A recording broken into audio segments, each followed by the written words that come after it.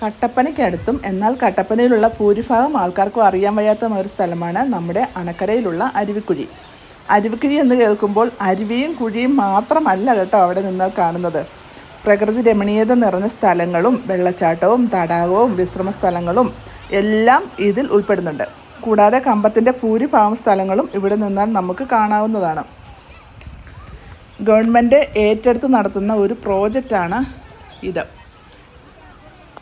ഇവിടെ ചെറിയൊരു ഫീസുണ്ട്. അത് കൊടുത്ത് അകത്ത് കയറി കഴിഞ്ഞാൽ മനസ്സിന് കുളിർമയേകി നമുക്ക് തിരിച്ചു പോരാം.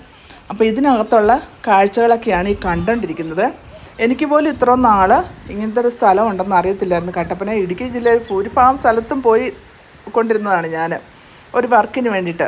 പക്ഷേ ഈ സ്ഥലം ഇന്നേ വരെ അണക്കരയിൽ പോയിട്ടുണ്ടെങ്കിലും ഇന്നേ വരെ ഈ സ്ഥലം എനിക്ക് കാണാൻ പറ്റിയിട്ടുമില്ല, ഞാൻ പോയിട്ടുമില്ല. പക്ഷേ ആദ്യമായിട്ടാണ് ഈ കഴിഞ്ഞ ദിവസം ഞാനിവിടെ പോകുന്നത്. എനിക്ക് ഒരുപാട് ഇഷ്ടപ്പെട്ട സ്ഥലമാണ്. ആ കാണുന്നതൊക്കെ കമ്പമാണ്. കമ്പം ഇവിടെ നിന്ന് നമുക്ക് മിക്കവാറും എല്ലാ സ്ഥലങ്ങളും വേണേ കാണാമെന്ന് പറയും. കണ്ടോ, കമ്പത്തിൻ്റെ ഭാഗങ്ങളാണ് കാണുന്നതൊക്കെ. തമിഴ്നാടാണ് ആ കാണുന്നത് ഫുള്ള്.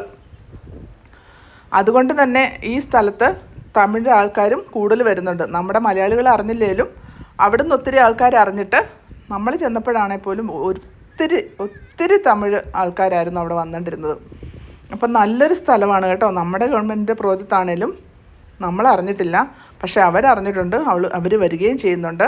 നമുക്ക് വണ്ടിയൊക്കെ പാർക്ക് ചെയ്യാനാണേലും വിശ്രമിക്കാനാണേലും പിള്ളേരെ കളിപ്പിക്കാനാണേലും ഒന്ന് വെള്ളത്തിലിറങ്ങണമെങ്കിലും എല്ലാത്തിനുമുള്ള സൗകര്യം അവിടെ നമുക്കുണ്ട്. നല്ല രസമാണ് കേട്ടോ. എല്ലാവരും ഒരിക്കലെങ്കിലും പോയിരിക്കേണ്ട സ്ഥലമാണ് കേട്ടോ. ഒരു പാലവും ഇതുപോലെ കമ്പി വേലികളും അവിടെ ഓരോന്നേ പ്രോജക്റ്റ് ശരിയാക്കിക്കൊണ്ടിരിക്കുവാന്ന് തോന്നുന്നു. ഓരോന്നേ പണിയുന്നതൊക്കെ കാണുന്നുണ്ട്. അപ്പോൾ അതൊക്കെ കൂടെ പണിത് കഴിഞ്ഞാൽ അതിമനോഹരമായ ഒരു സ്ഥലമായിരിക്കും അണക്കരയിൽ കാണുന്ന ഈ അരുവിക്കുഴി.